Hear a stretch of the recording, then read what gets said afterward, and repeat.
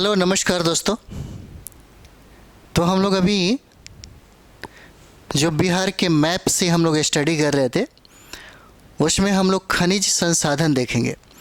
और खनिज संसाधन की बात करें तो एक प्रश्न पक्का यहाँ से मिलेगा ही मिलेगा, क्योंकि जब बिहार की खनिज की बात होगी तो यहीं से पूछा जाता है।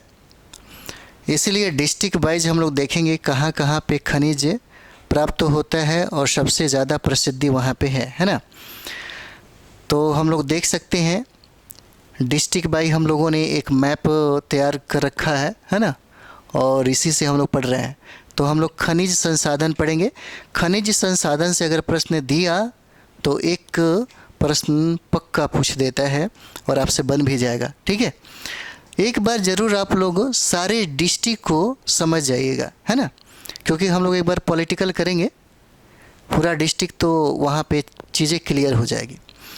चलिए हम लोग देखते हैं। सबसे पहले हम लोग यहाँ देखेंगे, ये आपका पश्चिमी चंपारण हो जाता है ना। और इसके ये जो एकदम ब्लैक जो दिख रहा है ना, ये आपका पूर्वी चंपारण हो जाता है ना। ये पूर्वी चंपारण है और इसका जो मुख्यालय है मोतिहारी हो जाता है ना।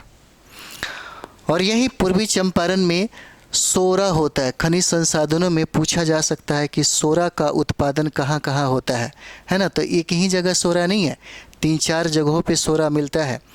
एक तो आपको पूर्वी चंपारण हो जाएगा और दूसरा सोरा बेगूसराय में भी मिलता है, ठीक है।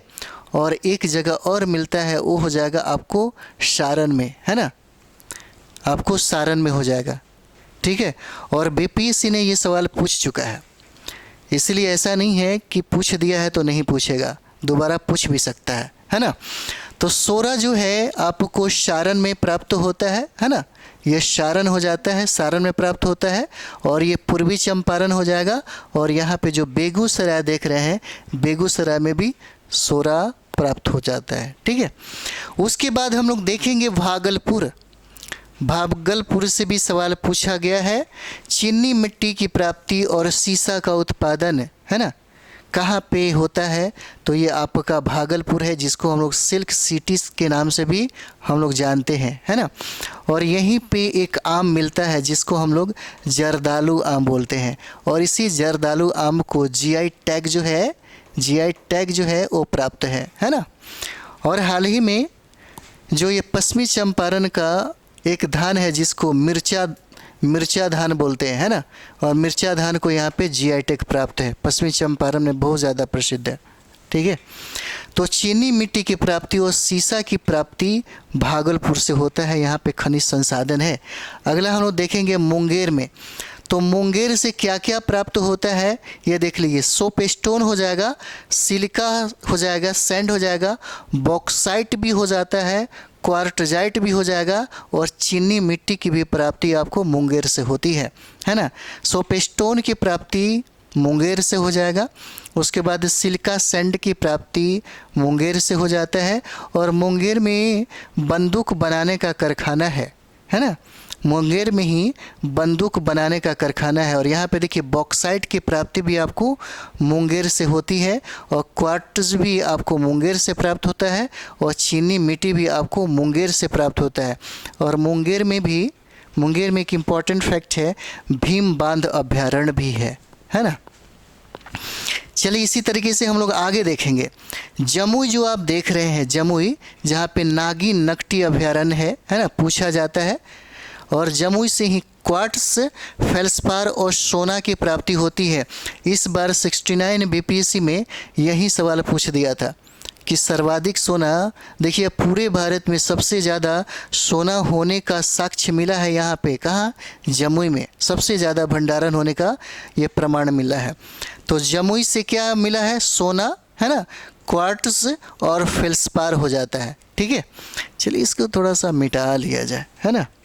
तो क्या हो जाता है, ये क्वार्ट्ज देख सकते हैं, फेल्सपार देख सकते हैं, सोना, इसका संबंध कहाँ से है, तो जमुई से। जमुई में यह खनिज संसाधन का बहुत बड़ा भंडार मिला है, ठीक है। अभ्रक की प्राप्ति, तो देखिएगा अभ्रक आपको गया से भी मिलता है ना, और नवादा से भी मिलता है।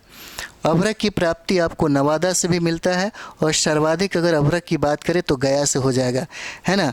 और यहाँ पे देखिए गया, तो गया आप देख रहे हैं जहाँ पे बुद्ध को ज्ञान की प्राप्ति हुई थी, बौद्ध गया में, और यहाँ से आपको अभ्रक, यूरेनियम और लिथियम की प्राप्ति होती है ना।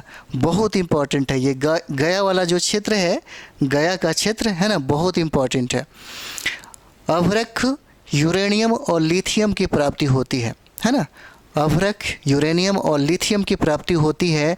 बीपीएससी ने एक प्रश्न पूछा हुआ था कि सर्वाधिक अभ्रक की प्राप्ति बिहार के किस ज़िले में होता है, तो आपका आंसर क्या हो जाएगा, गया हो जाएगा।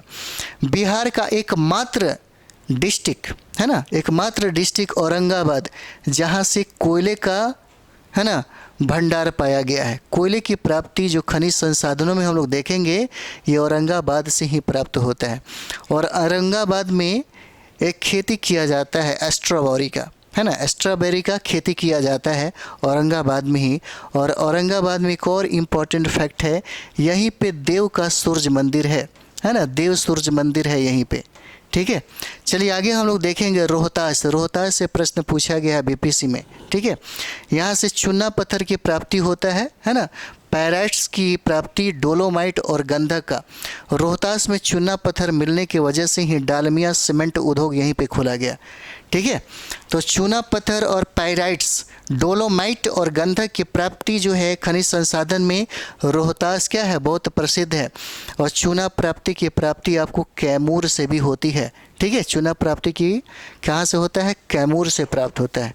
ठीक है, तो इतना सारा हम लोगों ने जो फैक्ट था खनिज संसाधनों में हम लोग किए। अगर हम इसे अच्छे से याद रखें और बार बार अगर रिवाइज कर लेते हैं, है ना, तो खनिज संसाधन से जो भी सवाल पूछा जाएगा बीपीएससी के द्वारा आप बना के आएंगे। ठीक है, तो बिहार बीपीएससी टीचर के लिए बहुत इम्पॉर्टेंट है, और साथ ही साथ 70 बीपीएससी का एग्ज़ाम जो दे रहे हैं विद्यार्थी, है ना, उनके लिए बहुत इम्पॉर्टेंट है। तो ये हो जाता है आपका एक प्रश्न, अगर पूछेगा तो निश्चित तौर पे आप बना के आएंगे। खनिज संसाधन से सवाल पूछे ही जाते हैं। जितना भी यहाँ पे हम लोग कराएंगे 5 मिनट 10 मिनट में, जो भी हम लोग यहाँ पे पढ़ेंगे, एक क्वेश्चन आपका पक्का हो जाता है यहाँ से। तो चलिए हम लोग अगले वीडियो में मिलते हैं। थैंक यू वेरी मच आप लोगों को।